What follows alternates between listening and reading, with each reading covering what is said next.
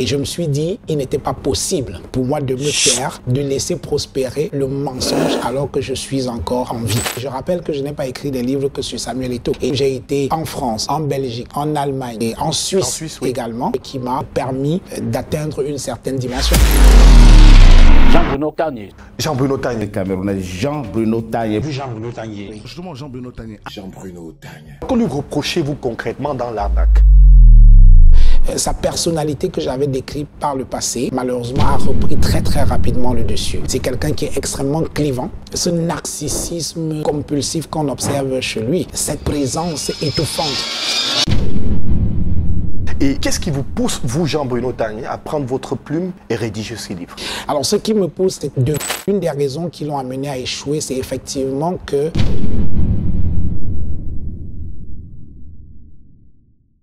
notre invité d'aujourd'hui est l'ancien directeur de campagne de l'actuel président de la Fédération camerounaise de football.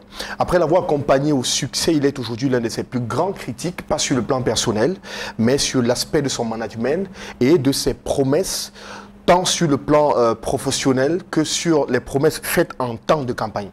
Jean-Bruno Tagné, puisqu'il s'agit de lui, vient de paraître et de publier un 3e livre intitulé L'arnaque. Il voulait redonner au football camerounais toute sa grandeur.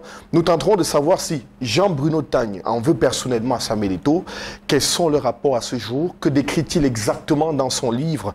Quelle est sa lecture à date de la gestion du football au Cameroun par son ancien allié?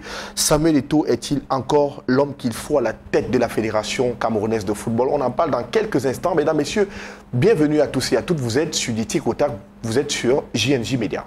Vous regardez du Tic au Tac sur JNJ Média. Jean-Bruno Tagné, bonjour, bonsoir. Bonsoir. Merci d'être avec nous. Avec plaisir. Ravi de vous recevoir sur ce plateau. Le plaisir, il est partagé. Alors après Programmé pour échouer, paru en 2010, et La tragédie des Lions indomptables en 2014, vous êtes de retour cette fois avec un livre intitulé L'arnaque, près de 10 ans, un peu pratiquement 10 ans plus tard. Alors, ce que l'on remarque sur ces 3 livres, c'est la forte responsabilité de Samuel Eto'o sur les mauvais fonctionnements, ou bien le mauvais fonctionnement des Lions indomptables. Pourquoi toujours mettre en avant Samuel Eto'o à chaque fois que vous écrivez? Malheureusement, parce que c'est toujours lui qui est dans l'actualité. Vous avez parlé de Programmer pour échouer. Oui. Et moi, ça m'a fait plaisir quand vous avez introduit votre émission en parlant de 2 livres que j'ai publiés sur les Lions indomptables. Parce que partout, et même des journalistes qui malheureusement n'ont jamais lu aucun de ces livres-là, disent qu'il a écrit 2 livres précédents sur Samuel Eto'o, ce qui n'est absolument pas le cas. Programmer pour échouer, c'est un livre qui parlait de la débâcle des Lions indomptables en Afrique du Sud. C'était une enquête, d'ailleurs. Voilà, c'était une enquête. Oui. Et il se trouve que dans cette enquête-là, j'ai découvert que Samuel Eto'o est celui autour duquel tournaient les raisons de cet échec. Il y a eu une transition mal négociée du capitanat entre Rigobert Song et Samuel Eto'o, et c'est cela qui a entraîné la débâcle des Lions indomptables en Afrique du Sud, avec des problèmes de vestiaire à n'en plus finir, une mauvaise gestion également de cette équipe-là par le ministère des Sports et son allié de la Fédération camerounaise de football, parce qu'à cette époque-là, ils travaillaient véritablement en tandem. Et en 2014, nouvelle Coupe du Monde au Brésil, j'y suis. Et quand on parle de cette compétition, le Cameroun a fait pire qu'en Afrique du Sud. On est sorti dernier et avec des problèmes de vestiaire qui sont encore plus graves. Et quand nous sommes revenus de là, il y a eu une commission d'enquête prescrite par le président de la République. Et lors des enquêtes, la plupart des rapports qui ont été adressés à cette commission d'enquête pointait la responsabilité de Samuel Eto'o. Et je voudrais ici faire le témoignage de ce que m'avait confié à l'époque Joseph Oona, le professeur Joseph Oona, alors président d'illustre mémoire, alors président du comité de normalisation, et il avait dit il s'arrangera pour sanctionner Eto'o avant de partir de cette compétition. Ce n'est pas moi qui parle, c'est le président du comité de normalisation de la Fédération camerounaise de football, et qui disait très clairement que le responsable de la débâcle s'appelait Samuel Eto'o. Les faits sont têtus, voyez-vous. Et donc, une fois qu'il a arrêté de jouer pour l'équipe nationale du Cameroun, personne ne pouvait le tenir pour responsable de quoi que ce soit. Oui. Quand le Cameroun n'a pas pu faire de bonnes prestations alors qu'il n'était plus dans l'équipe, personne n'a parlé de lui. Mais une fois qu'il revient, cette fois comme président de la Fédération camerounaise de football, il est tout à fait normal qu'on examine son mandat et qu'on essaye de faire son bilan, y compris à mi-parcours. Donc il n'y a pas une fixette sur Samuel Eto'o, mais il y a simplement que je suis journaliste et comme on dit chez nous, les faits, ils sont têtus. Voilà. Alors, est-ce que le fait de toujours le mettre en avant dans vos livres, c'est pour pousser les lecteurs à les acheter? Parce qu'on le sait quand même, le nom Samuel Eto'o, c'est un nom à la base qui peut avoir de solides appuis sur le plan marketing. Non, je ne le pense pas. C'est essentiellement factuel. Oui. C'est-à-dire que, et je rappelle que je n'ai pas écrit des livres que sur Samuel Eto'o. J'ai écrit un livre accordé avec fraude oui. de Aïdjo Abiya, comment sortir du cycle des élections contestées. Et contrairement à ce que les gens peuvent croire, c'est un livre qui a eu un franc succès. Oui. Un franc succès qui a été réimprimé 2 fois. Et ça peut être vérifié auprès de mon éditeur ou alors d'un des distributeurs de livres, la librairie des peuples noirs et d'autres librairies qui ont distribué ces ouvrages-là. Et j'ai fait une tournée européenne de présentation de mon livre accordé avec fraude où j'ai été en France, en Belgique, en Allemagne et en Suisse, également où j'ai fait plusieurs dédicaces, j'ai animé des conférences et j'ai énormément, le livre a été énormément distribué que ce soit au Cameroun ou à l'étranger. Donc le fantasme selon lequel le nom de Samuel Eto'o ferait vendre, c'est essentiellement de la fantasmagorie, ça n'a rien à voir avec la réalité. L'un de mes livres qui a eu le plus de succès, c'est Accordé avec fraude, et c'est un livre qui m'a permis d'atteindre une certaine dimension. Parce que quand je vous parlais, par exemple, j'ai fait 2 tournées en Europe. La première tournée avait été organisée par l'association Survie, tout frais payé, c'est vérifiable. Et la deuxième tournée avait été organisée par un certain nombre de Camerounais qui voulaient que j'anime des conférences sur le processus démocratique au Cameroun, sans compter des interviews que j'ai accordées à des médias sérieux un peu partout en France, RFI, Le Figaro, l'Humanité même m'avait pris, sans compter un certain nombre de journaux régionaux en France lorsque j'y ai été pour la tournée. Donc l'objectif n'est pas d'écrire sur Samuel Eto'o, et sachant sa popularité, si je voulais vendre à travers son nom, je pense que si j'écrivais une ode à Samuel Eto'o, je crois que je ferais un best-seller, mais ce n'est pas mon objectif. Mon objectif, c'est de dire les faits, de dire la vérité telle qu'elle est. Alors, que lui reprochez-vous concrètement dans l'arnaque? Et qu'est-ce qui vous pousse, vous, Jean-Bruno Tanier, à prendre votre plume et rédiger ce livre? Alors, ce qui me pousse à prendre cette plume pour rédiger ce livre, d'abord, c'est un souci de vérité et un souci de mémoire. Un souci de vérité parce que j'ai été, vous l'avez rappelé, son directeur de campagne. Et beaucoup, à l'époque où j'ai accepté d'être son directeur de campagne, n'ont pas compris ma démarche. Et il y a eu tellement de choses qui ont été dites à ce sujet. On a raconté pique-pendre à mon sujet, fantasmant toutes sortes de choses qui m'auraient motivé à accepter d'accompagner Samuel Eto'o dans cette belle aventure vers la présidence de la Fédération camerounaise de football. Et je me suis dit, il n'était pas possible pour moi de me taire, de laisser prospérer le mensonge alors que je suis encore en vie. Donc il était pour moi important d'écrire pour dire la vérité, pour dire ma vérité au sujet de mon engagement à ses côtés lors de cette campagne. La vérité, c'est que j'ai accepté la main tendue d'un homme avec qui je ne nourrissais pas une grande amitié, mais je n'avais pas pour autant une inimitié contre lui. Non, simplement on avait des divergences de vues. Parce qu'évidemment, quand vous écrivez des ouvrages dans lesquels vous essayez de dire les actes qu'il a posés, et il ne pouvait pas imaginer qu'un journaliste aurait le courage de dénoncer les actes qu'il a posés pendant qu'il était capitaine de l'équipe nationale. Évidemment, ça, c'est des choses qui ne peuvent pas lui plaire. Et donc, vous devenez un peu à ses yeux l'homme à abattre. Et donc, quand, malgré tout cela, il vient quand même me solliciter pour être donc son directeur de campagne, pour être la figure principale de ce qu'il considère lui-même comme l'acte le plus important de sa vie, je me suis dit, c'était un acte d'élégance, et élégance élégance pour élégance, j'ai accepté sa main tendue et de manière absolument élégante. Comme lui, j'ai accepté de l'accompagner dans cette campagne. Et au-delà de Samuel Eto'o, moi je voyais surtout l'intérêt général, c'est-à-dire l'intérêt du football camerounais. Parce que voyez-vous, Romaric Tenda, je ne suis pas quelqu'un qui vit avec de la rancune. Et à l'égard de Samuel Eto'o, je n'avais aucune raison. C'est un peu comme si on veut faire croire que lorsqu'un journaliste écrit des articles sur des sujets, sur des individus, c'est parce qu'il a des problèmes personnels avec ces gens-là. Que non. Il fait simplement son travail. Et lorsque nous faisons notre travail, il peut arriver que cela porte préjudice aux gens, mais ce n'est pas notre intention. Malheureusement, c'est notre boulot. Il est comme ça. Voilà. Donc, quand il me sollicite, je ne lui ai rien demandé. C'est lui qui est venu me chercher. Je me suis dit, écoutez, s'il vient vers moi, malgré les articles que j'ai écrits pour dénoncer un peu sa personnalité et tout ce qu'il faisait, alors ça veut dire qu'il a dû peut-être comprendre que ça n'avait rien de personnel, que je faisais uniquement mon travail et qu'il a décidé de faire amende honorable et de prendre en compte toutes les critiques que j'avais formulées contre lui par le passé. Donc voilà la raison pour laquelle je l'ai soutenu. Et je parlais tout à l'heure du devoir de mémoire parce que nous sommes dans un pays où, et c'est malheureux, ce sont les journalistes qui sont les moins aptes à écrire l'histoire. Or, nous sommes les historiens de l'instant. Quand nous avons été en Afrique du Sud pour la toute première Coupe du Monde qui se jouait sur le continent africain. Je ne suis pas sûr que de mon vivant, je vivrai encore une autre Coupe du Monde sur le continent africain. Les Lions indomptables ont eu une participation qui a été désastreuse. Personne n'a écrit. Moi, je l'ai fait. Pour l'histoire.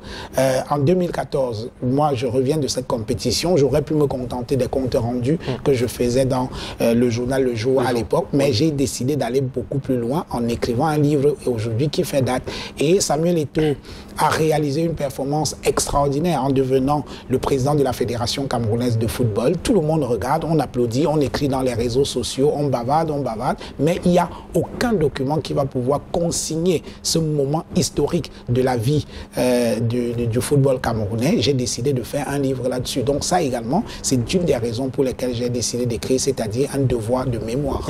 Alors, et dans votre livre, par exemple, avant qu'on ait de plein fouet dans votre livre, il s'est dit, ça et là, que voilà, Samuel Eto'o, en vous contactant, vous a par exemple donné un pactole pour bosser avec lui, vous a donné assez d'argent parce que vous l'avez accompagné à cette élection. Qu'en est-il réellement, Jean-Bruno Tagne? Alors ça fait effectivement partie d'un certain nombre de fantasmes qui ont été répandus au sujet de mon engagement aux côtés de Samuel Eto'o comme directeur de campagne, et il était important pour moi de rétablir la vérité. Et ça, je voudrais vous le dire en vous regardant les yeux dans les yeux. Il n'y a jamais eu aucun engagement, ou alors mon engagement aux côtés de Samuel Eto'o n'a jamais été subordonné à un quelconque avantage financier. Nous n'en avons jamais parlé. Et évidemment, ce n'est pas qu'il m'a roulé, non. Il m'avait proposé qu'est-ce que tu veux pour en échange de ton soutien. Le jour où j'ai accepté de le soutenir, c'était dans un restaurant ici à Douala. Je lui ai dit non, rien du tout. Ce sera ma contribution pour le football camerounais. Alors, il était effectivement surpris parce qu'il sait, la plupart de ceux qui grenouillent autour de lui, c'est essentiellement pour des raisons bassement alimentaires et tout. Mais moi, je n'étais pas là pour ça. Moi, je n'étais pas là pour ça. Je lui ai dit non. Mon engagement à tes côtés, c'est un engagement honnête et sérieux. Honnête, sérieux et bénévole.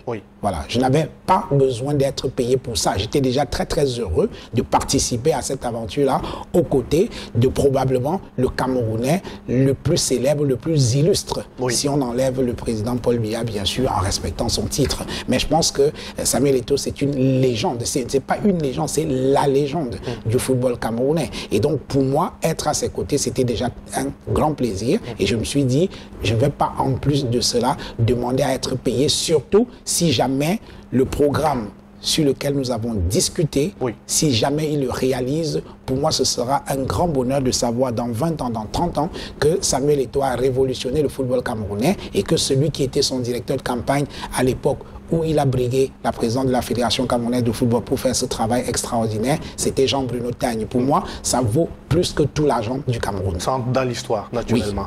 Alors, je pense que chaque Camerounais pour son pays, devrait pouvoir apprendre à faire au moins une chose sans en chercher un gain personnel. Et ça, c'est quelque chose qui manque énormément à ce pays. Et c'est pour ça que je suis toujours très, très amusé quand les gens n'y croient pas. Et aussi à l'époque, quand les gens ont fantasmé toutes sortes de montants, les gens avançaient des sommes folles et tout. Et moi, j'ai même vu un type dans les réseaux sociaux qui serait fonctionnaire au ministère des Finances prétendre qu'il y a un document sur lequel cet engagement financier a été signé et il dit l'avoir lu. Et là, je me suis dit, mais c'est incroyable. C'est incroyable. C'est de la démence totalement. Ben oui, c'est de la démence totale. Parce qu'en fait, c'est l'état d'esprit. C'est-à-dire qu'il est tellement convaincu qu'il n'existe aucun Camerounais capable d'accepter de travailler comme ça là, de manière bénévole, capable de marcher avec quelqu'un qu'on dit extrêmement riche et qu'on présente comme un porte-monnaie ambulant et béant. Donc l'argent, ça tombe un peu partout. Qu'on puisse être à ses côtés sans pouvoir lorgner ses finances. Moi, je l'ai fait et avec grand plaisir. Alors, entre autres choses, hein, vous décrier l'hyper-présence de Samuel Eto'o dans la gestion du football camerounais, son narcissisme en quelque sorte, ainsi qu'une gestion par la rancune. Alors, selon vous, ce sont ces attitudes de lui qui conduisent notre football vers l'impasse dans lequel nous sommes aujourd'hui? Alors, il faut dire que le football camerounais ne se portait pas déjà très bien. Hein. On ne va pas donner le sentiment que c'est Samuel Eto'o qui est venu.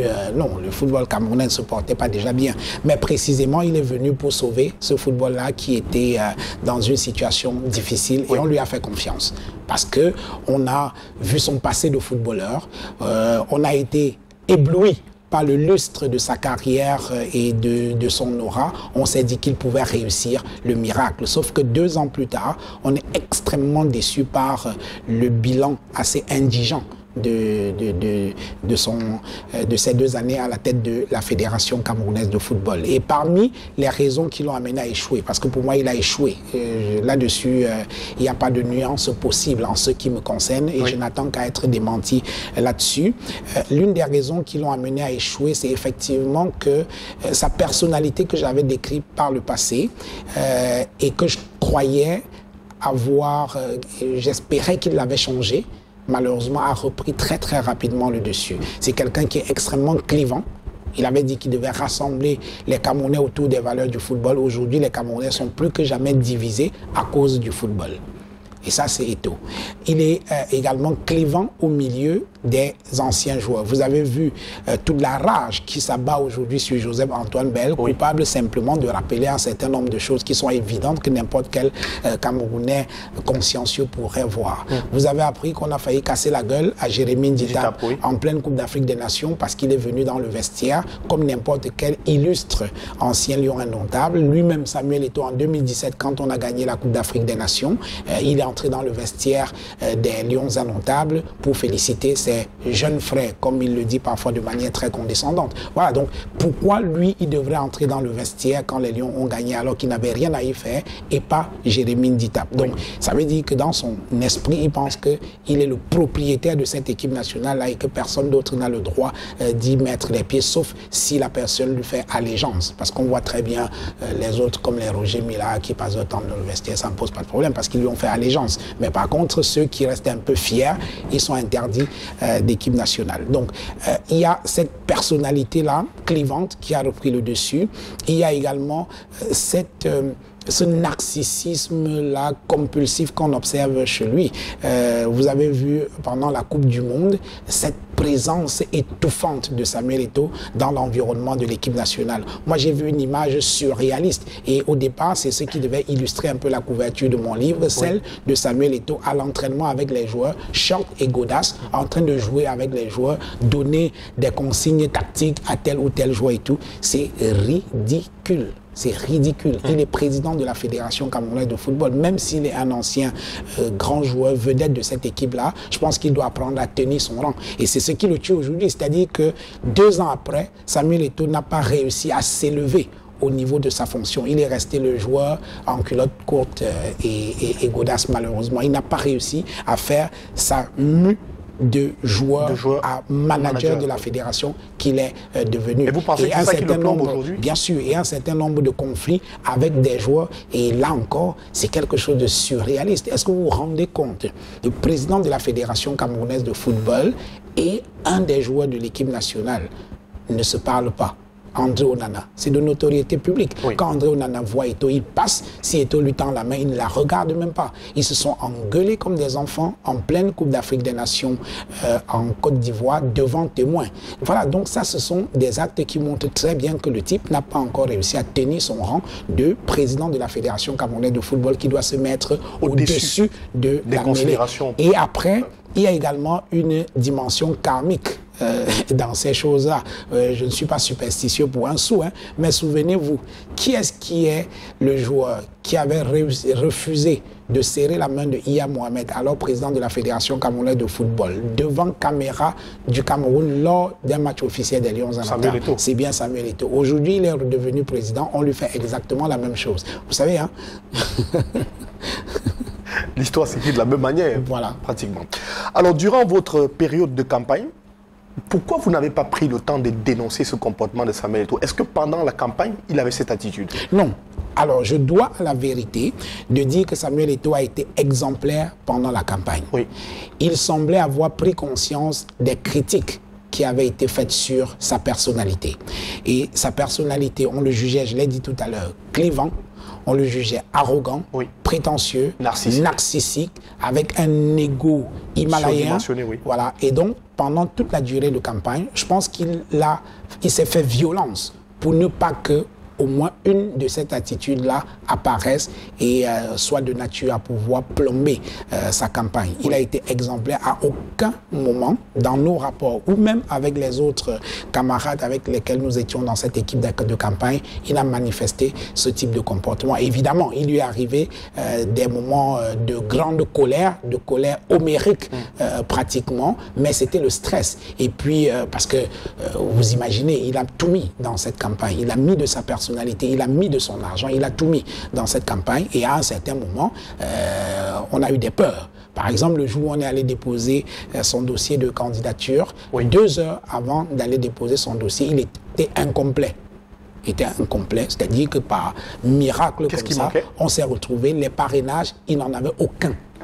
Et donc, ce jour-là, si on ne déposait pas son dossier, il était disqualifié. Donc, il a piqué une colère homérique. Alors, s'il y avait juste un petit dysfonctionnement, finalement, on a pu rassembler tous les documents et on est allé déposer son dossier. Donc, moi, j'ai vu un homme qui était remarquable. Il y avait des fois où je me disais, mais attends, est-ce que c'est le même type dont j'ai parlé, oui, dans certains de mes ouvrages? Parce qu'effectivement, il avait pris conscience de ce qui lui était reproché, sauf que malheureusement, il aurait dû continuer sur cette même lancée qu'aujourd'hui, on ne parlerait pas de ce qu'on voit aujourd'hui avec les Lions indomptables. Sauf que malheureusement, une fois élu, sa vraie nature a très rapidement repris le dessus. Et c'est bien dommage. Alors, on vous a entendu dire, par exemple, que jamais un président de la Fédération camerounaise de football n'avait la gestion aussi libre que Samuel Eto'o là aujourd'hui. Pensez-vous que cette liberté qu'on lui a donnée visait justement à l'humilier en quelque sorte et le mettre face à ses responsabilités? Non, en fait, il faut savoir que Samuel Eto'o est très aimé des Camerounais. Tout à fait. Il est très très aimé des Camerounais pour le parcours qui fut le sien, y compris par les autorités camerounaises. Et donc, c'est pour ça qu'une fois qu'il est devenu président de la Fédération camerounaise de football, on lui a laissé les mains totalement libres pour le laisser faire. Et pour plusieurs raisons. Oui. Il y avait une dimension politique également. C'est que le gouvernement se dit, alors, on a en face de nous un gars qui est populaire, il est très très aimé des Camerounais et il est porteur de beaucoup d'espoir pour le football camerounais. Tout à fait. Alors nous, le gouvernement, ce n'est pas le moment de lui mettre les bâtons dans les roues parce qu'auquel cas, si jamais il échoue, il sera bien inspiré le moment venu de dire, bon voilà, je suis venu avec l'intention de redonner au football camerounais toute sa grandeur et les types du gouvernement m'ont empêché de travailler. Et donc, c'est pour ça qu'il a eu les mains totalement libres. Et dès son arrivée à la tête de la Fédération camerounaise de football, son premier acte d'indépendance a été de nommer le sélectionneur de son choix. Parce que c'est lui. Moi, j'ai vu ses soutiens. Une fois l'échec de la Coupe d'Afrique des Nations, oui, ils ont commencé à faire croire que ce n'est pas Samuel Eto'o qui avait choisi Rigobert Song, oui, que Rigobert Song aurait été imposé par la présidence. Oui, ils ont même ressorti un certain nombre de correspondances du secrétaire général de la présidence de la République sur instruction du président de la République. C'est faux. C'est Samuel Eto'o qui a choisi Rigobert Song avant même d'être élu. En toute liberté. En toute liberté, avant même d'être élu. Pourquoi? Parce qu'il avait confié, il avait promis à Rigobert Son de lui donner le poste de sélectionneur si jamais il le soutenait. Ah, c'est une promesse de campagne. C'était une promesse de campagne. Et donc, venir aujourd'hui nous faire croire que c'est la présidence qui a imposé Rigobert Song me semble malhonnête et ça ne passera pas. C'est lui qui a choisi Rigobert Song et c'était son premier acte d'indépendance vis-à-vis du gouvernement. Parce que avant sa nomination, Mwele Kombi, ministre des Sports, est passé sur une émission à la CRTV où il disait non, ce n'est pas possible. Après la Coupe d'Afrique des Nations, où le Cameroun est sorti 3e, il disait non, ce n'est pas possible de changer le sélectionneur Antonio Conceição parce que nous avons des échéances qui pointent là à l'horizon. Changer un coach maintenant, c'est prendre un gros risque inutile. Donc on va continuer avec ce sélectionneur. Et immédiatement, le lendemain, Samuel Eto'o s'est fendu d'une violente lettre dans laquelle il rappelait que le choix du sélectionneur des Lions indomptables relève de la responsabilité de la fédération. Donc il a en quelque sorte désavoué le ministre des Sports. On a laissé faire. Pour aller à la Coupe du Monde, le ministre des Sports observait simplement. C'est la FECAFOOT qui allait choisir. Pardon, le camp de base des Lions indomptables au Qatar, c'est la FECAFOOT qui a choisi les hôtels, c'est la FECAFOOT qui a décidé de tout. Bref, on a laissé faire. Et on a observé déjà ces attitudes dans le vestiaire de l'équipe nationale où il menace des joueurs, personne n'a sa place garantie dans cette équipe. Et quelques personnes commençaient à dire, oh, attention, ce type-là, il prend un mauvais chemin. Mais le ministre Mwele Kombi ne disait rien. Parce que des instructions lui avaient été données, tu ne fais rien, on le laisse faire. Mais sauf qu'il y avait instructions au ministre, sa hiérarchie, la présidente de la République. Mais c'était un piège en quelque sorte. Parce que l'objectif du gouvernement, c'était de le laisser entièrement responsable. C'est-à-dire qu'il va assumer les échecs et va également se gargariser des victoires si jamais il a victoire. Mais l'objectif, c'était de le laisser s'auto-détruire. Et ça, ce sont les mots d'un membre du gouvernement avec lequel j'ai parlé avant cette Coupe du Monde, parce que je m'étonnais de ce laisser-aller qu'il y avait de la part du gouvernement vis-à-vis du président de la Fédération camerounaise de football. Il me disait, Jean-Bruno, on sait exactement où il va arriver. Mais est-ce qu'au final, ce n'était pas un piège de le laisser? C'était un piège, c'était un piège justement. En fait, quand on l'a laissé faire, il faisait tout ce qu'il voulait. Il a cru qu'on avait peur de lui et il a cru, il a eu la naïveté de croire que le gouvernement avait peur de lui. Mais non, en fait, on disait, ok, bah écoute, si ça marche, c'est tant mieux. Si ça ne marche pas, tu vas assumer. Moi, de mes mois de journaliste sportif, j'ai été journaliste sportif. Chaque fois que le Cameroun est revenu d'une compétition, avec un échec, c'est le gouvernement qui était pointé du doigt.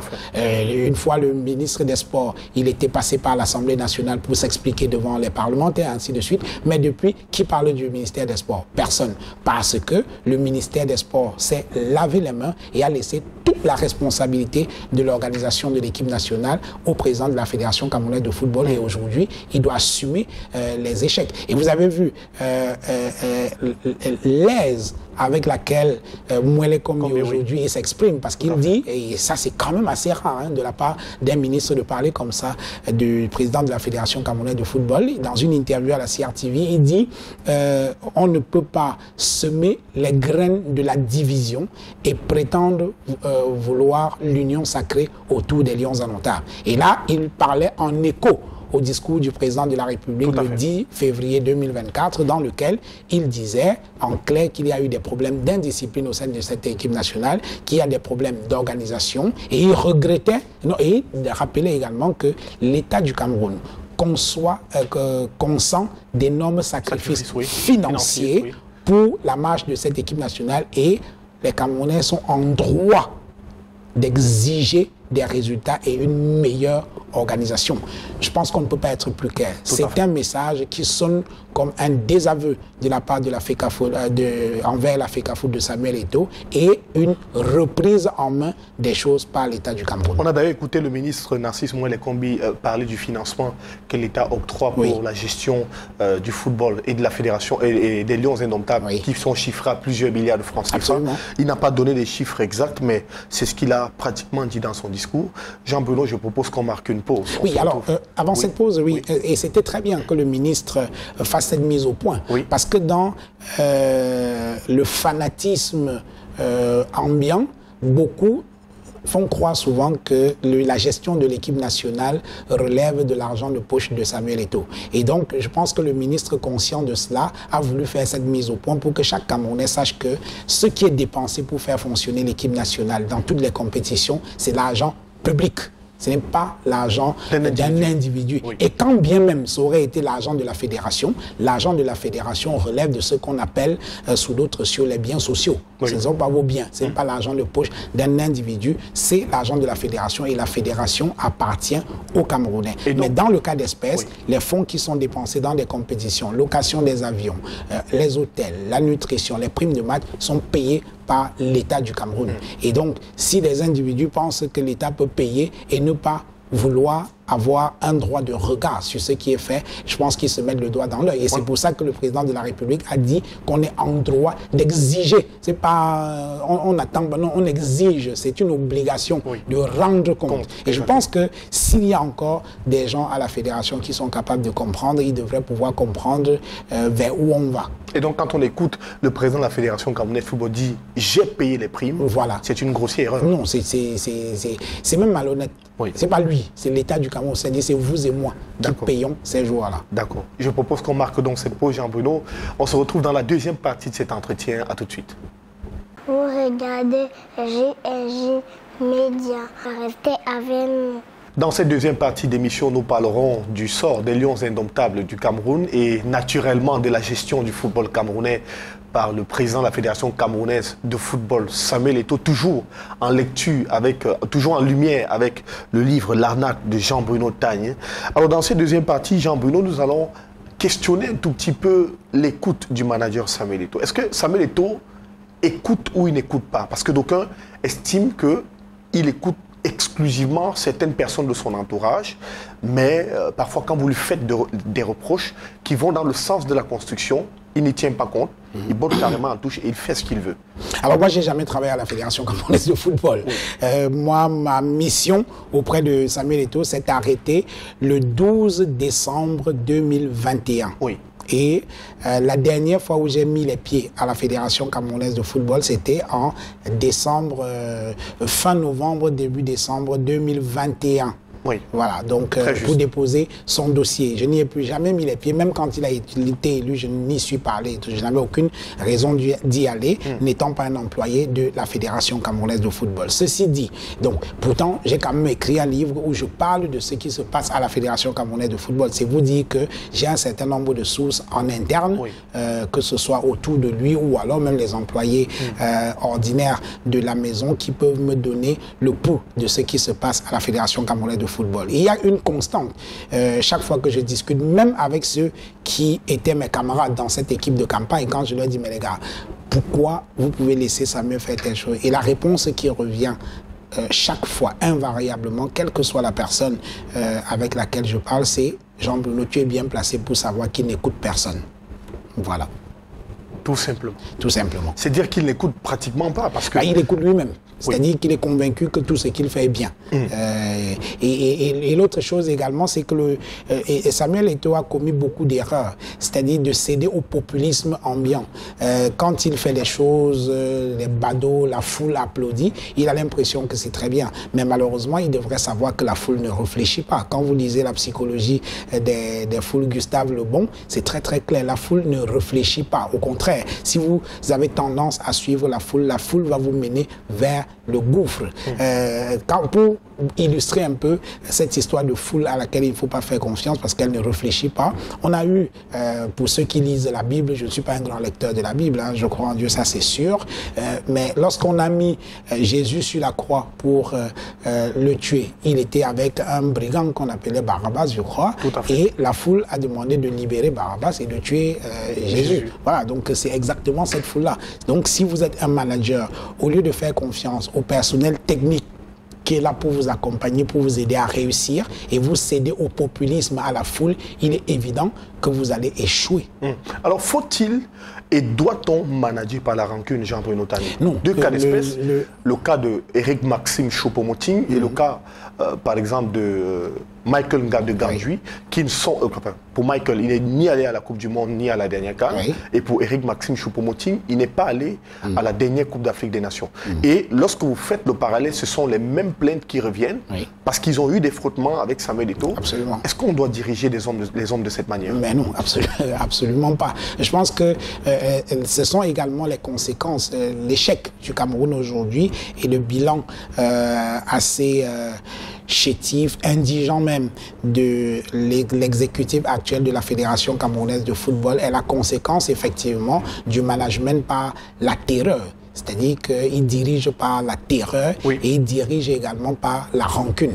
Le cas Michael Ngade est quand même extraordinaire. C'est-à-dire que Ngade est coupable simplement d'être allé voir Samuel Eto'o après l'épisode assez ubuesque où il était venu dans le vestiaire dire aux joueurs dans une posture très arrogante, personne n'a sa place assurée dans cette équipe. Moi, j'ai été à cette place-là. Les sermonner, voilà.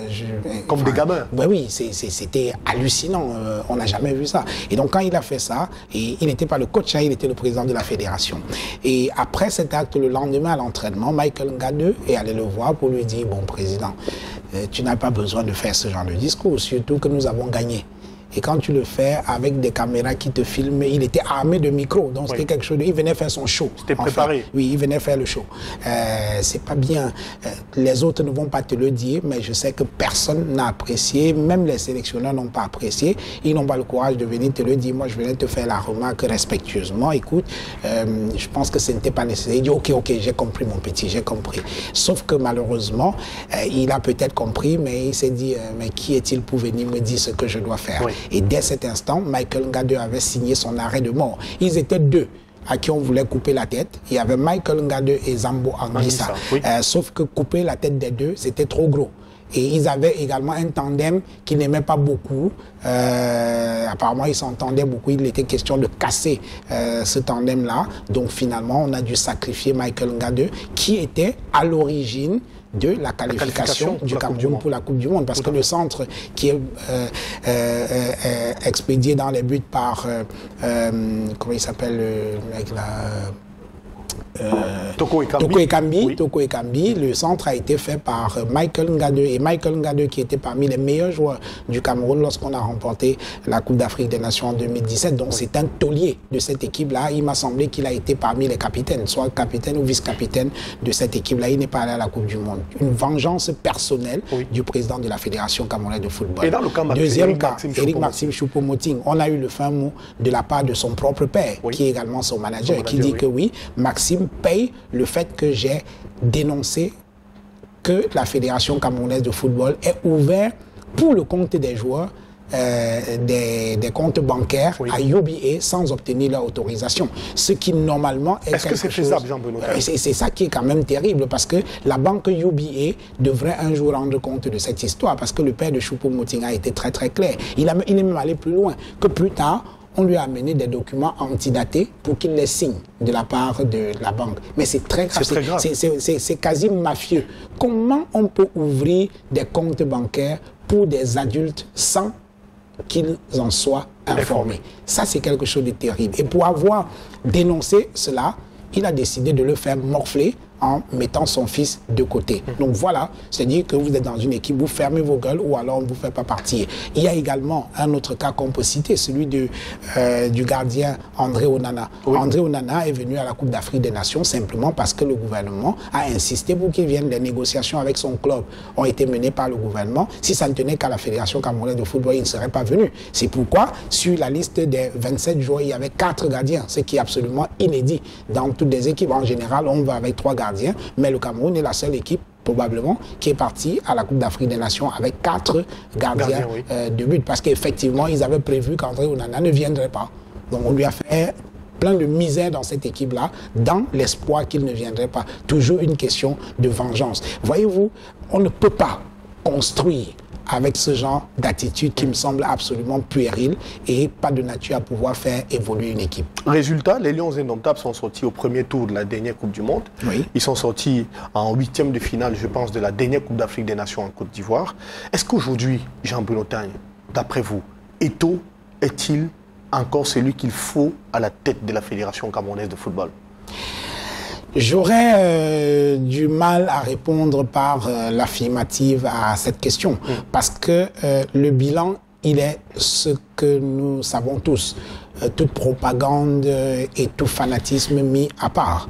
Il a fait un certain nombre de promesses quand il venait à la tête de cette fédération camerounaise de football. 2 ans après, il n'a pas réalisé ses promesses. On peut en citer quelques-unes sans être trop long pour ne pas prendre tout le temps de cette émission, parce que si on veut citer la litanie des promesses non réalisées, on prendrait toute cette émission.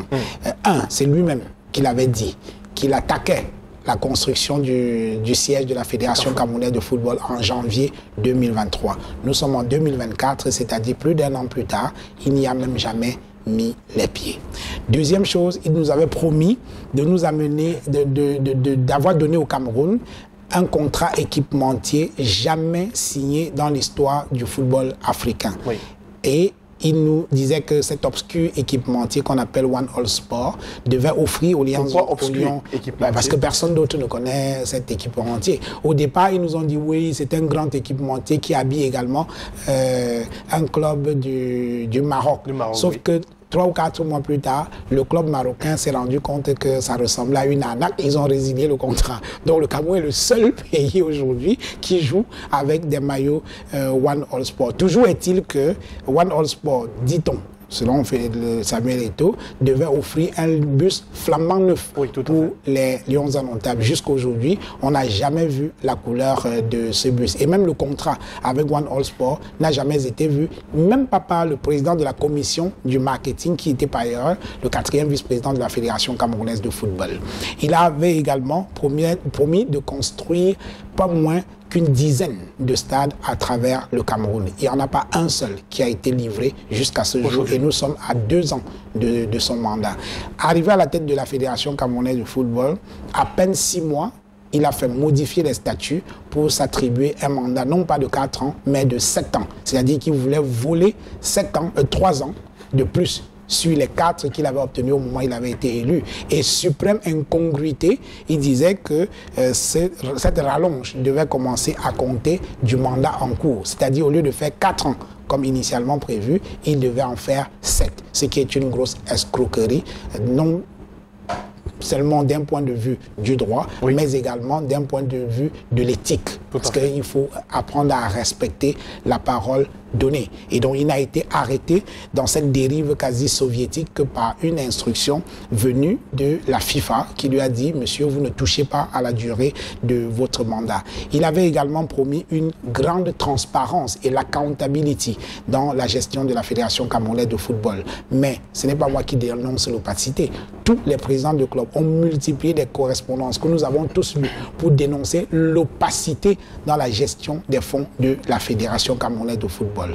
Même les différentes subventions qu'on accorde aux clubs, les clubs veulent savoir qu'est-ce qui relève de la subvention de la Fédération camerounaise de football, qu'est-ce qui relève de leur quote-part dans les différents sponsoring, ainsi de suite, ainsi de suite. Voilà. Donc, on peut multiplier à l'envi un certain nombre de promesses qui ont été faites et qui n'ont pas été réalisées. Et le plus terrible, c'est qu'il n'en prend même pas le chemin. Parce que, en général, dans ce genre de situation, on peut se contenter du fait que l'avenir est prometteur. Mais dans le cas d'espèce, l'avenir est plus inquiétant même que le présent. Alors récemment, le président de la FECAFOOT, Samuel Eto'o, a annoncé sa démission lors d'une réunion du comité exécutif. Démission rejetée par tous les membres, a-t-on appris. Est-ce que Jean-Bruno, cet acte n'est-il pas celui d'un leader conscient de son échec qui souhaite passer la main tout librement à quelqu'un d'autre pour continuer le travail? Alors, vous y croyez, vous? Non. C'est un acte absolument puéril, et c'est également une tentative de chantage.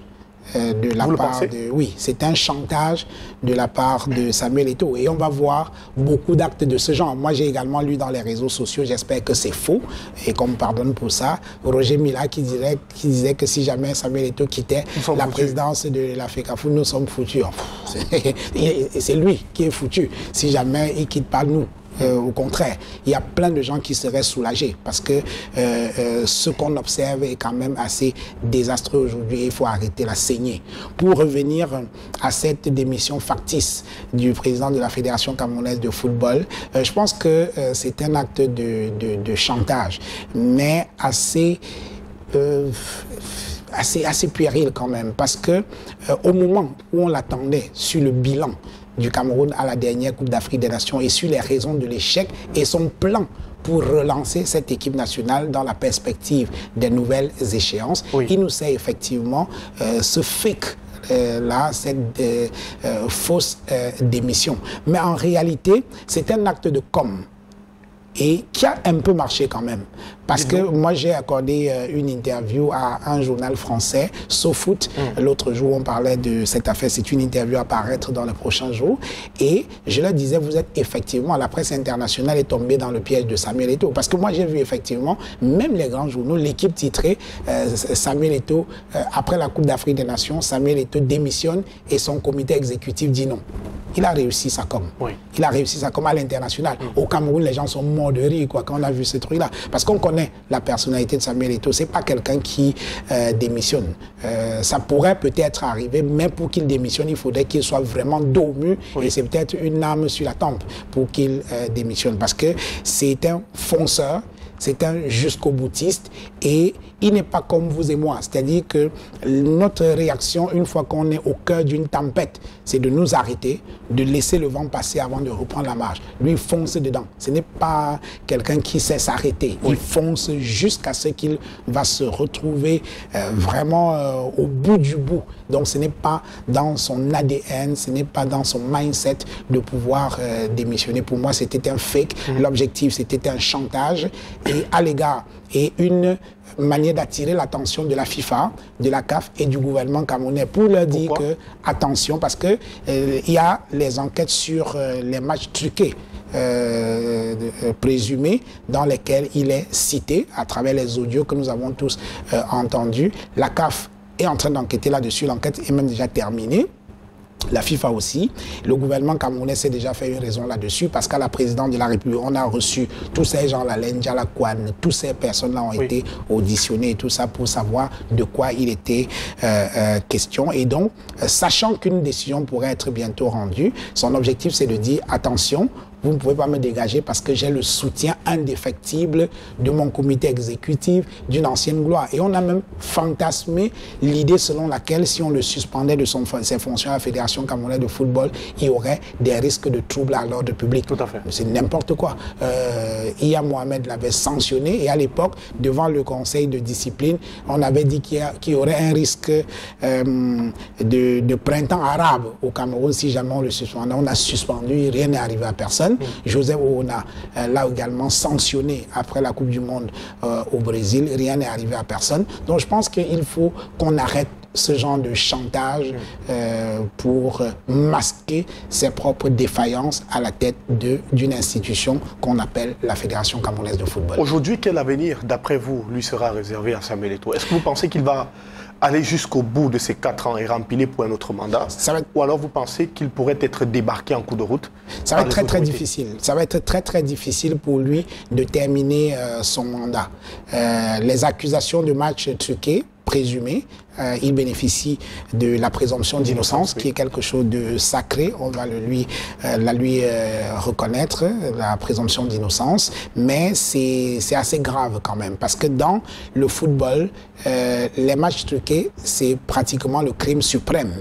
Parce que si on va jouer des matchs sans savoir et que les résultats ne dépendent plus des performances sur le terrain, mais du trafic de bureau ou alors au téléphone et tout, c'est quelque chose d'absolument désastreux qui va tuer le football. Et je pense que l'une des choses que je lui reconnais quand même dans mon livre L'Arnaque, c'est d'avoir réorganisé un peu le championnat. Pas que le championnat ne se jouait pas, mais il a redonné un peu d'engouement quand même. Mais cet engouement a été plombé effectivement par les matchs truqués et également par les paris sportifs sur les matchs du championnat. Et lui-même, dans son discours à l'hôtel Hilton, au cours d'une réunion du comité exécutif, avait attiré l'attention du monde du football camerounais sur le drame que représentent les paris foot au Cameroun. Donc lui-même. Et il a quand même signé un contrat avec une société de paris sportifs. Et là également, c'était un sujet sur lequel la FIFA est en train d'enquêter. Donc ce sont des faits, c'est factuel. Ça n'a rien à voir avec moi, ce sont des faits que n'importe qui peut voir. La seule chose, c'est que j'essaie de les relever, là où tout le monde veut cacher. Mais c'est factuel, ce n'est pas moi, ce sont des faits. Et donc, la FIFA est en train d'enquêter sur tout cela. Il finira son... L'une des choses, c'est que c'est un combattant, c'est quelqu'un qui sait se battre, qui sait affronter l'adversité. Donc, en ce moment, il se bat comme un beau diable pour rester, mais ça va être très, très difficile. De toutes les façons, les 2 prochaines années de Samuel Eto'o à la tête de la Fédération camerounaise de football vont être pleines de secousses. Parole de Jean-Bruno Taillé, son ancien directeur de campagne. Alors, qu'est-ce qu'il faut faire aujourd'hui, Jean-Bruno, pour redorer le blason du football camerounais, pour redonner au football camerounais toute sa grandeur et permettre même par un bon management au football local d'éclore véritablement pour qu'on ait une sorte de pépinière qui produit des joueurs capables de nous ramener des victoires comme celle de 2000 ou alors de 2002 au Cameroun. Je pense qu'il y a une synergie. C'est un travail qui ne dépend pas simplement de la Fédération camerounaise de football. Oui. Relever le football, c'est d'abord une question de politique sportive. Quelle est la politique du gouvernement camerounais pour le développement du football? Parce que la politique est définie par le gouvernement et elle doit être mise en œuvre maintenant par la Fédération camerounaise de football, qui est un peu l'organe technique en matière de football. Sauf que malheureusement, au niveau du gouvernement, c'est le vide absolu. On ne réfléchit pas là-bas en ce qui concerne le football. On attend simplement les résultats. L'un des ministres qui avait fait un travail de fond vers la relance, le relèvement du football camerounais s'appelle Michel Zoa. Il avait organisé le forum sur le football, il a organisé les états généraux du sport, et il y a beaucoup de résolutions qui sont sorties de ces états généraux du sport. Il avait un objectif qui était très très noble, de rassembler tout le monde. Oui. Lui, il avait fait par exemple de Joseph-Antoine Bell, qui à l'époque était considéré comme un pestiféré. Joseph-Antoine Bell était presque un conseiller de Michel Zoa. C'est Michel Zoa qui a ramené dans les rangs les gens comme Abdourahmane, qui pour moi est l'une des meilleures expertises que nous avons aujourd'hui dans les questions de sport et précisément du football. Il parlait régulièrement avec Abdourahmane pour essayer de comprendre et tout ça. Moi-même, il m'a sollicité à plusieurs reprises. À l'époque, j'étais encore journaliste sportif, très très critique, mais ça n'empêchait pas qu'il m'appelle pour me demander telle ou telle chose, discuter avec lui. C'est comme ça qu'on construit. Donc, c'est pas, on ne peut pas avoir des victoires de manière incantatoire. Ce n'est pas possible. Donc, il faut un travail en synergie entre le gouvernement du Cameroun et la Fédération camerounaise de football pour mettre en place un véritable travail sur non seulement la détection des joueurs, mais l'organisation du championnat. Quand vous regardez l'Afrique du Sud, qui a impressionné par son parcours avec un ancien sélectionneur qui avait été chassé du Cameroun, Hugo Broos. Hugo Broos, oui. Et si je dis qu'il avait chassé du Cameroun, les gens vont encore crier. Bon, je préfère ne rien dire. Dites-nous, s'il vous plaît, Jean.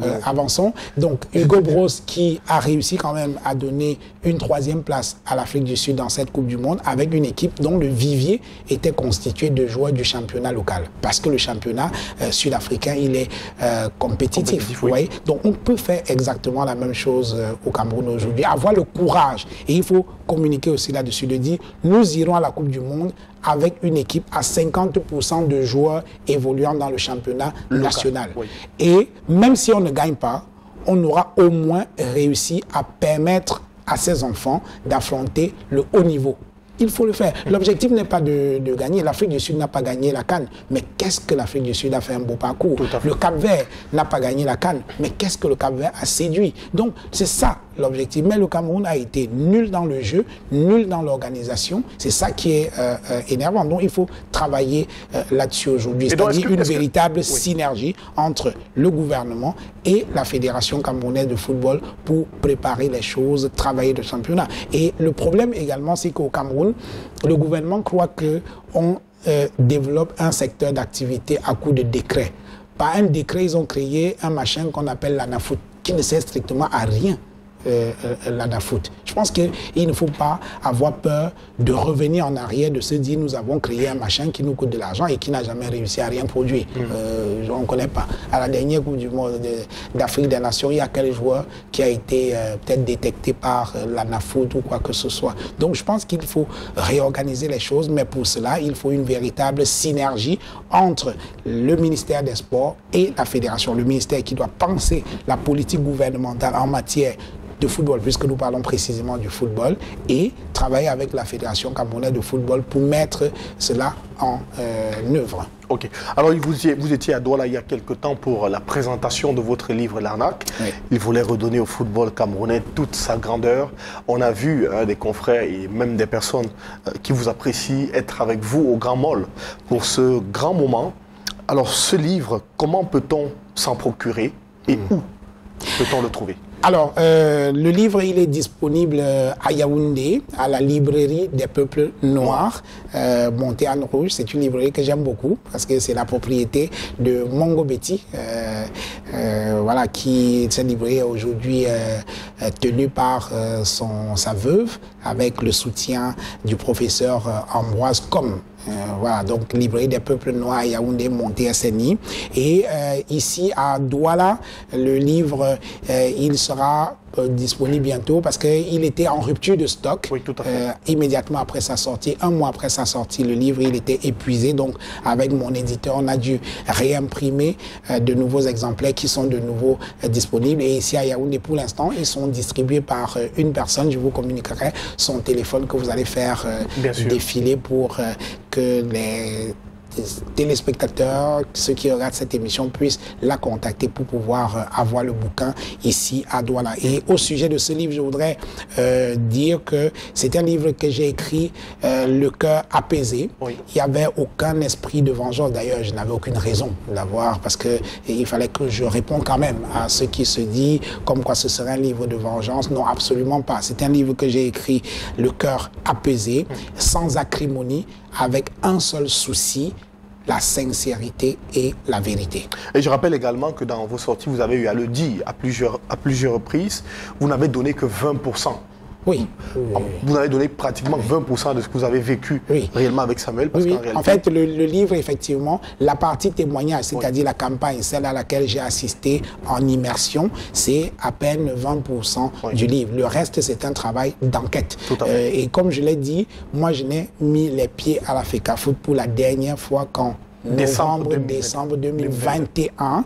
Et pourtant, je raconte dans ce livre des choses qui sont déroulées pendant la présidence de Samuel Eto'o et tout cela, alors que je n'y ai jamais été. C'est un travail d'enquête. Oui, c'est un travail d'enquête et c'est aussi un problème de crédibilité. Quand vous êtes crédible, en général, on vous ouvre des portes, on peut vous confier des choses parce qu'on sait que vous en ferez bon usage. Et c'est ce que j'ai souvent eu avec mes ouvrages précédents. Par exemple, avec la tragédie des Lions indomptables, j'ai eu toutes les informations de ce qui s'est passé au Brésil, jusque dans les petits détails. Et on m'a donné également un certain nombre de documents précieux. Le rapport de Rigobert Song, quand on est revenu à cette Coupe du Monde, le rapport de Joseph Owona, le rapport du sélectionneur Volk Fink, je crois, ainsi de suite.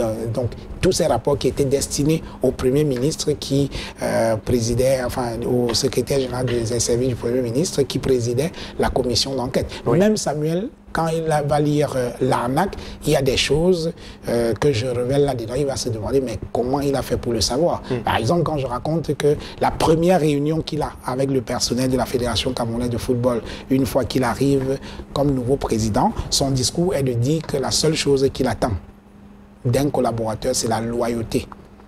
Et non la compétence. La compétence, pour lui, c'est un détail. La première des choses, c'est la loyauté. Sauf que l'entendement qu'il a de la loyauté, ce n'est pas le même entendement que vous et moi avons de la loyauté. Pour lui, la loyauté, là, c'est la réputation, c'est le renoncement ou alors le reniement de soi-même. C'est-à-dire, vous ne devez pas exister, il n'y a que lui qui doit exister. C'est vraiment la réputation et tout ça, c'est ça qu'il appelle la loyauté et c'est bien dommage. Alors, je ne saurais sortir de cet entretien, Jean-Bruno, sans vous poser deux questions très importantes. Quel sort doit-on réserver à Rigobert Song aujourd'hui? Est-ce qu'il doit partir de l'équipe nationale ou on doit le maintenir? Alors, c'est une question qui ne se pose pas parce que son contrat, il est arrivé à expiration et je ne sais pas si on pourra reconduire son contrat. Ça à titre personnel, qu'est-ce que vous souhaitez? Alors, personnellement, j'ai du mal à juger Rigobert Song parce qu'il faut dire qu'il a travaillé dans un environnement très, très difficile. Très, très difficile parce que son président lui a savonné la planche en venant s'immiscer dans son travail. Parce que la communication de Rigobert Song, contrairement à ce que les gens pouvaient croire, n'était pas aussi bête que cela.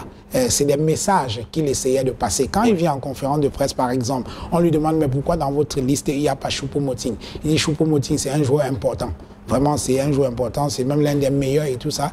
Mais c'est un joueur important et il n'est pas sur votre liste pour aller à la Coupe d'Afrique des Nations. C'était une manière de dire aux gens, écoutez, pour moi, c'est un joueur important, mais il y a un type qui a dit qu'il ne vient pas. Oui. Vous voyez, donc il y a eu dans sa communication un certain nombre de gestes qu'il posait. Par exemple, je me souviens, il n'est pas entraîneur, voilà, il est manager il est sélectionneur. manager sélectionneur. Oui. Donc voilà, c'est des petits... Voilà, sauf que malheureusement, il était sur le banc de touche et c'est lui qui doit assumer. Son adjoint, semble-t-il, n'a pas attendu. Il a fait ses adieux aux joueurs parce qu'effectivement, il est reparti avec vraiment... Il en avait gros sur le cœur parce qu'il a vu toutes les ingérences du président de la Fédération camerounaise de football dans leur travail. Donc, j'ai du mal à juger Rigobert Song parce que je me dis, peut-être que mis dans un environnement différent, il aurait produit un résultat différent, peut-être. Oui. Parce que je me souviens quand même que c'est le type qui nous a qualifiés pour la Coupe du Monde. Hein. Tout à fait. C'est le type qui nous a qualifiés également pour la CAN in extremis et tout. Donc moi, je ne suis pas... j'ai du mal à le jeter totalement comme ça. Une autre question. Oui. Si aujourd'hui, Samuel Eto'o vous rappelle pour un travail quelconque... Pour faire quoi? Est-ce que... Si vous rappelle pour un travail quelconque, Jean-Bruno, est-ce que vous allez encore accepter de travailler avec lui ou bien pour vous, c'était la dernière fois de collaborer avec lui? Alors, vous savez, nous sommes tous des êtres humains et chacun peut se tromper. Moi, aujourd'hui, avec un peu de recul, je me suis rendu compte que accompagner Samuel Eto'o en tant que son directeur de campagne fut une erreur. C'est humain de se tromper, chacun peut se tromper. Mais ça devient tragique lorsque vous persistez dans l'erreur. Oui. Je ne sais pas si ça répond à votre question. Par conséquent, si vous appelez, je ne serais pas prêt plus à l'accompagner pour un autre mandat à la tête de la Fédération camerounaise de football. Je pense que j'ai appris de mes erreurs. Et connaissant la personnalité de l'homme et connaissant la mienne également, je ne suis pas sûr que je peux travailler avec lui même un mois. Nous avons été dans la campagne, c'était autre chose. Oui. Mais travailler au quotidien, je ne suis pas sûr. La preuve, Benjamin Banlok, son premier secrétaire général, a démissionné. Parfait Siki a démissionné également. Il y a d'autres personnes dans son comité exécutif ont divisé. Donc, c'est très très difficile de travailler avec un homme qui a un tel pouvoir et qui est aussi autant rempli de lui-même. C'est très très difficile. Alors nous avons une séquence dans cette émission qui est celle consacrée à à ce que vous pensez de certaines personnes que vous connaissez, avec qui vous cheminez parfois. Et je vais donner quelques noms. Vous allez nous dire ce que vous pensez de ces personnes. Guibaï Gatama. Oui, Guibaï Gatama, c'est un confrère, c'est devenu un ami que j'apprécie énormément. C'est l'une des premières personnes qui m'ont amené à commencer à douter des capacités réelles de Samuel Eto'o à pouvoir diriger la Fédération camerounaise de football. Et je dois rappeler, et ça c'est quelque chose de très très important, parce que lorsque j'étais le directeur de campagne de Samuel Eto'o, je savais que Guibaï ne pouvait pas voter pour Samuel. Et Samuel lui a fait une cour assidue et j'observais de loin, je connaissais la personnalité de Guibaï Gatama. Et voilà, c'était très difficile, mais il m'appelait régulièrement. Il me disait, Jean-Bruno, dis à ton candidat, je n'ai rien contre lui, mais il doit respecter les textes. Ça, c'est quand il avait été élu. Il dit, moi, je n'ai rien contre lui, mais je ne peux pas être membre du comité exécutif. Il viole les lois et on ne dit rien. Je suis désolé, je le combattrai jusqu'à la fin tant qu'il ne veut pas respecter les textes. Voilà mon seul souci. Et leur premier désaccord a commencé avec la nomination du secrétaire général par intérim, Benjamin Banlok, et Guibaï Gatama, qui n'avait pas de candidat. Il disait, moi, je n'ai même rien contre Benjamin Banlok, mais on doit respecter la procédure de nomination d'un secrétaire général. Et Samuel Eto'o a considéré cela comme un casus belli et il y a eu une rupture entre eux. Nous savons ce que c'est devenu. Alors, Aman Mana? Aman Mana, c'est mon éditeur, mon patron. Quelqu'un qui m'a donné ma chance dans le métier et j'ai pour lui une profonde admiration. C'est presque un mentor, quoi. Alors, Sébastien Banlok? Sébastien Banlok, non.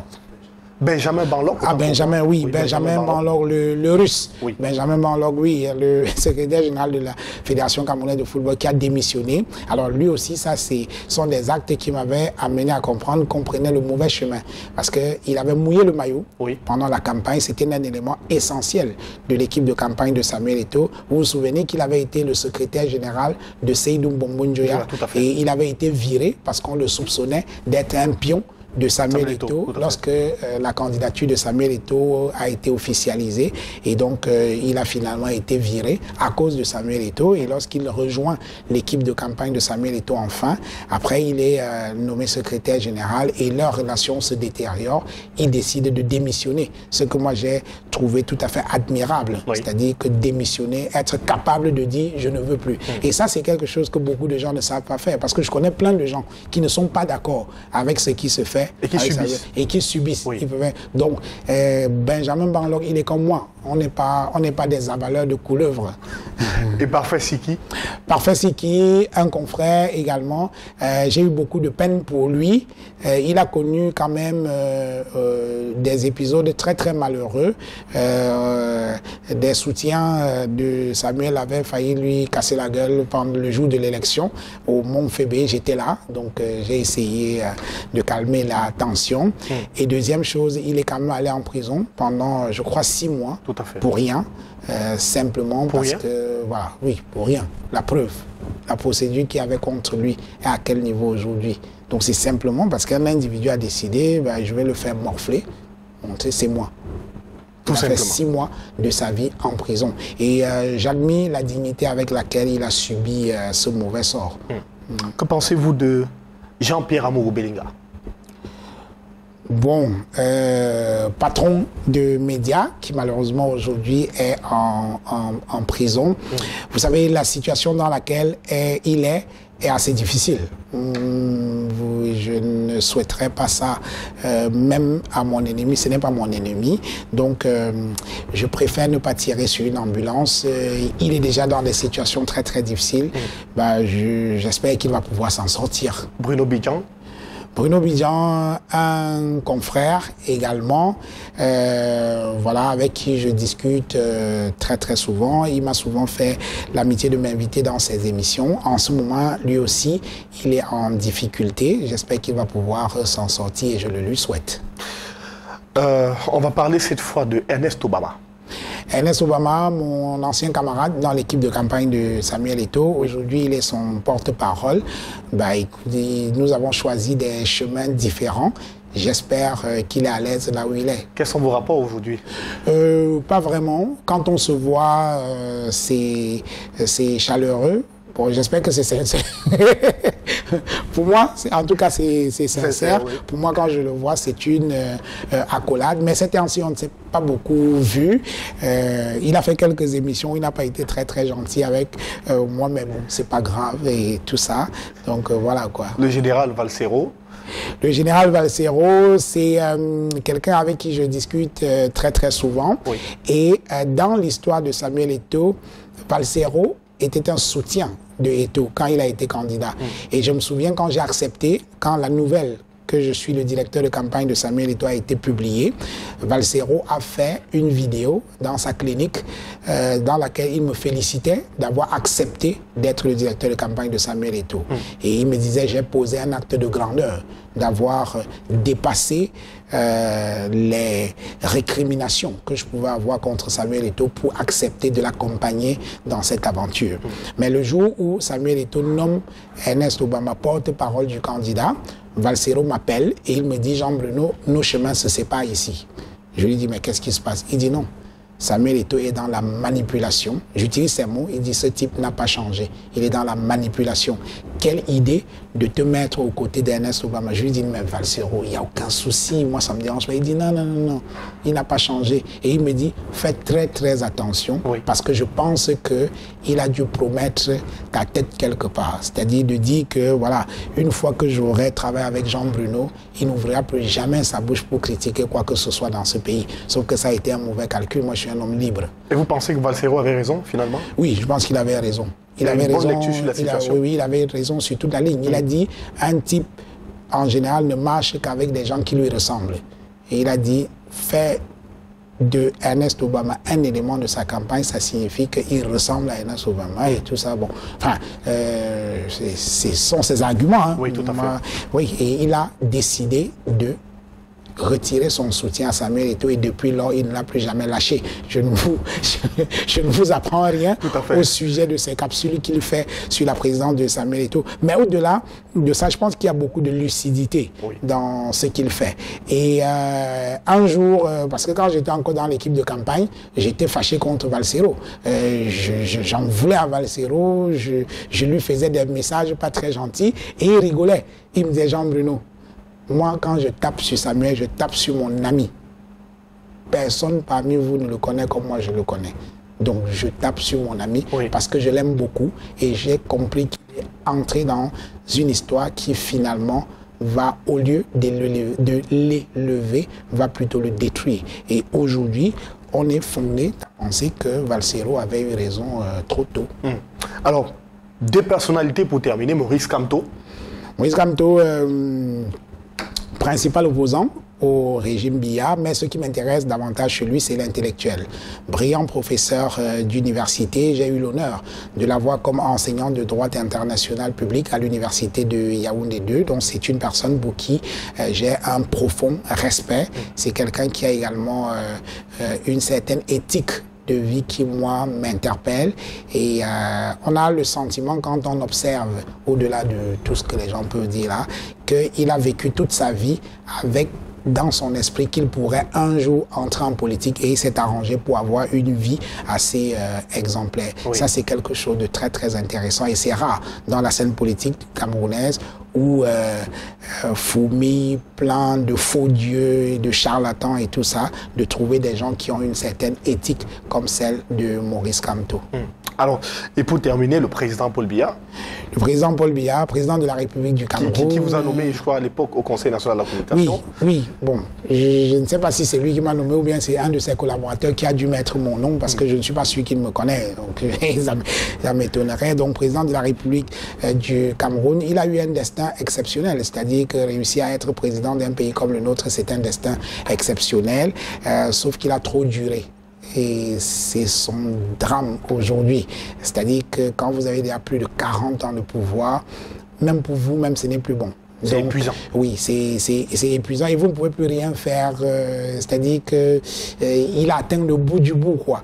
Et la seule chose que je souhaite pour lui, et je l'ai écrit dans mon livre Accordé avec fraude, je disais, la manière dont le président Paul Biya est arrivé au pouvoir l'oblige au moins moralement à repartir de cette manière. C'est-à-dire qu'il est arrivé dans la paix parce qu'un type a eu le courage de lui léguer le pouvoir. J'espère que lui aussi, il va laisser le pouvoir. Pas de la même manière, parce que les époques ont changé. Et dans mon livre, je suis parfois très naïf. Malheureusement, je suis comme ça, je n'y peux rien. Et naïvement, dans mon livre, j'ai dit que l'avenir du Cameroun dépend de ce que décidera le président Paul Biya. C'est lui qui tient les clés de l'avenir de ce pays. S'il décide que le Cameroun va plonger dans le chaos après lui, ce sera le chaos. Mais s'il décide que le Cameroun va devenir un grand pays après lui, il va le faire. Pourquoi? Le drame, c'est qu'il a gouverné pendant 40 ans sans second. Il n'y a pas de numéro 2 au RDPC. Le numéro 2 du RDPC, c'est qui? C'est Jean Kouété. C'est qui? Donc, et ça brouille les pistes de la succession. Parce qu'il y aura une bataille successorale très très difficile dans son propre camp. Tu vois? Et le seul moyen de nous éviter le chaos, c'est la voie démocratique. Je suis très naïf, mais je préfère exposer ma naïveté. C'est-à-dire qu'aujourd'hui, là, il réorganise les institutions. Les institutions, il dote le Cameroun d'une vraie constitution avec un mandat de 5 ans renouvelable une seule fois. Et on verrouille cette disposition-là pour que plus jamais un humain au Cameroun n'ose modifier cette disposition-là. On dote le Cameroun d'un vrai conseil constitutionnel avec à l'intérieur des membres du conseil constitutionnel qui sont amovibles pendant la durée de leur inamovibles pendant la durée de leur mandat. On dote le Cameroun d'une vraie loi électorale consensuelle sur laquelle on aura discuté de manière calme et posée avec toutes les parties prenantes, que ce soit les opposants, la société civile, les journalistes, les religieux et tout le monde, pour doter le Cameroun d'un vrai code électoral. Après ça, je rêve, hein, mais rêvons, il démissionne de la présidence du RDPC, on choisit un candidat du RDPC, on va à une élection à 2 tours. Et lui, il joue le rôle d'arbitre. Parce que de son vivant, dans les va-t-en-guerre de son clan n'oseront pas bouger. Ils ne vont rien faire de son vivant parce qu'il va imposer une certaine crainte. On va aux élections à 2 tours. Celui qui gagne, il prend le pouvoir et au moins, il aura sauvé le Cameroun. Parce que en ce qui concerne le développement du Cameroun, on ne peut pas dire qu'il est réussi. Et de toutes les façons, le développement d'un pays ne dépend pas d'un individu. C'est un travail de longue haleine. En 40 ans, il a fait ce qu'il pouvait. Un autre va poursuivre le chantier. Par contre, là où l'histoire sera cruelle envers le président Paul Biya, c'est s'il ne dote pas le Cameroun de véritables institutions démocratiques avant de partir un de ces jours. Et je pense que s'il réussit à faire cela, je rêve, mais j'aime bien rêver, je suis naïf. S'il réussit à faire ça, je crois qu'il aura rendu un grand service à ce pays et on lui sera éternellement reconnaissant pour cela. C'est bien beau pour tout ce que vous dites, mais est-ce qu'il a encore le temps suffisant pour faire tout ce que vous avez dit? Ça ne coûte rien. Hein. Et la Constitution, une seule année, il le fait en 2 mois. Oui. La Constitution, on ne va pas réécrire une nouvelle Constitution. Il y a 3 ou 4 dispositions là qu'il faut modifier. Changer. La durée du mandat. Une disposition pour verrouiller cette durée du mandat. On ajoute une disposition sur l'élection à 2 tours. On renforce également la question de la déclaration des biens parce que la corruption, les détournements de fonds publics, c'est un véritable fléau qui plombe le développement de ce pays. C'est quoi? Ça prend 2 jours. On a modifié ces dispositions-là. Maintenant, le code électoral. Il y a des dispositions qui sont mauvaises là-dedans. Moi, j'ai écrit un livre sur le processus électoral au Cameroun. Donc, je connais un peu. Je peux apporter aussi une contribution sur qu'est-ce qu'il faut changer là-dedans. Il y a des experts là-dedans. Il y a également l'opposition qui ne demande que ça. On fait des élections à 2 tours. Le Conseil constitutionnel, on refait les textes avec des dispositions sur l'inamovibilité des membres du Conseil constitutionnel. Le choix même des membres de Elections Cameroun et tout, que ce ne soit plus simplement l'émanation du seul président de la République qui, dans le secret de son bureau, nomme qui il veut.